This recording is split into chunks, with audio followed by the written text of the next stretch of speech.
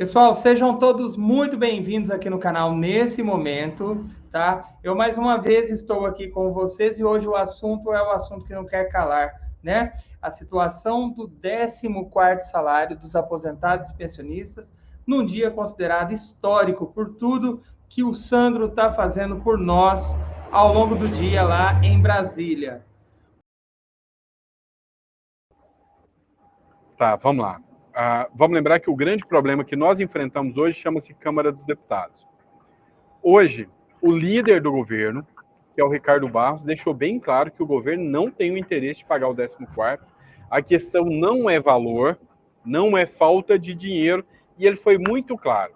A questão é política, tá? Política. Por quê? Porque tem a questão do teto de gastos, tem a questão dele para extrapolar o teto de gastos, pode pesar como se fosse uma medida populista do governo, e com base nisso ele acabaria perdendo apoio, tá? Então, assim, é uma decisão totalmente política. Hoje ficou bem claro que o governo está superavitário, a própria economia nos falou isso. Lá na reunião ficou visível que já era um discurso decorado do Ministério da Economia. Assim, teve argumentos até que nem faziam parte, disseram que era um projeto de caráter continuado, não é um projeto de caráter continuado, o 14º é só por 2 anos, não fere a lei de responsabilidade fiscal, que é a lei complementar 123, não tem nada disso, tá? Não tem essa... Ele é mais imediatista, né? Isso. E assim, a gente mostrou para o governo, além de tudo, que é uma medida muito boa para o governo, porque presta atenção, Alexandre, o que ela faz? Ela faz uma mini reforma tributária. Porque parte das receitas que vem para pagar o 14º é para revogar a isenção fiscal. É para revogar a isenção fiscal, ou seja, um monte de setor que devia estar pagando imposto, banco que devia estar pagando mais imposto, não está pagando esses impostos. Eles deram isenções fiscais e o próprio governo queria revogar isso. Porque não é justo, tem empresa de borracha que está com isenção fiscal, não tem justificativa. Então, a ideia era o quê? A gente apresentar essa medida para o governo de forma que ele ia ter retorno depois, mas infelizmente o governo não tem diálogo. Não se tem diálogo com esse governo, Alexandre. Infelizmente, a gente fez de tudo para dialogar, a gente fez de tudo para mostrar para o governo que era importante, e a gente chegou a acabar de ouvir da boca dos representantes do governo. Nem que fosse para pagar R$1 para o aposentado, o Bolsonaro não pagaria. Foi nesse nível da conversa. Então a gente saiu ali, sabe, bem chateado. Entendi. Porque a nossa intenção, a gente tinha a intenção de dialogar e de fazer concessões. A gente chegou, para você ter noção, da primeira vez que eles disseram que não tinha possibilidade, Alexandre, deixa eu procurar um lugar mais claro aqui. Primeira vez que eles disseram que não tinha possibilidade, a gente argumentou para eles se seria o valor. Mas o valor é puxado e tal. Tudo bem, vamos fazer o seguinte, vamos seguir a primeira proposta, que era o pagamento de um salário mínimo, R$1.200.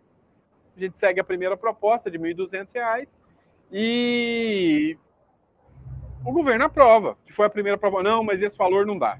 Para pagar esse ano não tem jeito, por causa do teto de gasto.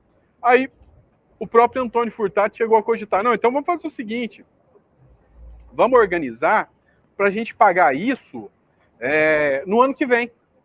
Chegamos a cogitar em propor para o governo, em vez de pagar esse ano, prever esse pagamento para o ano que vem, já que, segundo o governo, não dava. Eu falei, não, então vamos dialogar. Se não dá para esse ano, se a questão é o ano, vamos ver se a gente paga para o ano que vem, então, tá? A gente sabe que ainda está apertado, o aposentado está apertado, mas se não der para esse ano, já que o governo está apontando empecilho, a última cartada é vamos ver se paga para o ano que vem. De novo, o governo falou não. E o governo foi bem categórico. Não se trata de valor, não se trata de questão técnica, trata-se de questão política. E foi muito claro o governo. A gente entendeu muito bem todas as nuances do governo. A questão é a seguinte, Alexandre. Segundo o governo, o Bolsonaro já vem tomando algumas medidas mais populistas, tá? auxílio emergencial, dentre outros, tá? E caso o Bolsonaro tome essa medida, ele iria perder o apoio do mercado, tá? Do mercado, e isso poderia fazer, inclusive, com que o dólar subisse. Ali, tá passando ali um Luiz Miranda ali, ó. Não, a gente tá em live, tô com um convidado aqui, o Alexandre, canal do Alexandre Amaro. Oi, Alexandre, tudo bem? Rapaz, eu conto esse cara, em qualquer lugar do plenário, ele tá na live. É o rei da live. Vou botar o apelido de você, Sandro. Rei da live. Essa mais é boa. Um grande guerreiro conosco. Alguma mensagem? O apoio do mercado e acabando perdendo o apoio do mercado, fica difícil a questão da reeleição, fica mais difícil para ele. Como se o mercado fosse o responsável por dar os votos por ele.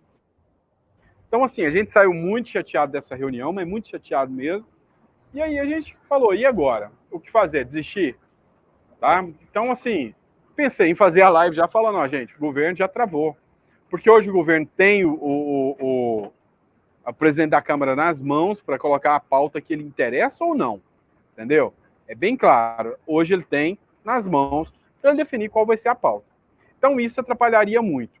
Só que aí a gente parou e começou a debruçar em todas as estratégias que poderia ser. Aí o próprio Ricardo Silva nos trouxe a ideia, falou, olha, Sandro, tem uma última cartada, mas essa cartada não é bem vista. Por que ela não é bem vista? Porque ela trava a pauta da CCJ toda.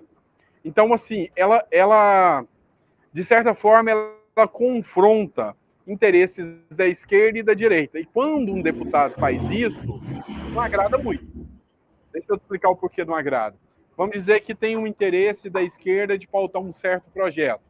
E esse projeto está na pauta. Você entendeu? Se a gente apresentar um requerimento de pauta extra, trava a pauta. Entendeu? Então, ninguém gosta quando um deputado faz isso. Mas a gente ligou o foda-se e falou, agora vai. Fizemos isso. Para fazer isso, a gente precisava de pelo menos 22 assinaturas. Eu tô exausto, cara, mas a gente conseguiu hoje 26 assinaturas e eu tenho certeza que tem um monte de gente que segue a gente aí também que tá exausto, mas não acabou não. Porque o governo tá ligando e tá pedindo pro pessoal retirar as assinaturas. Tá? Para você ver o nível da questão. Então, assim, a gente vai ter que ter assinatura extra, assinatura sobrando. Sandro, olha, vou te interromper por um pequeno delay agora.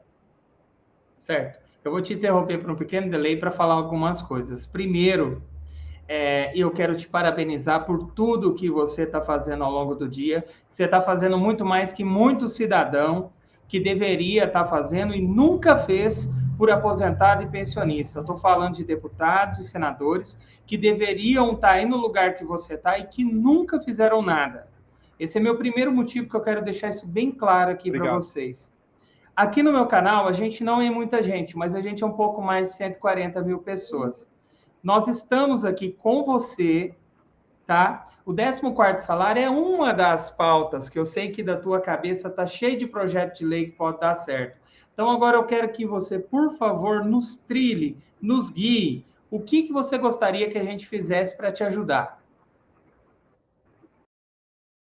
Pergunta de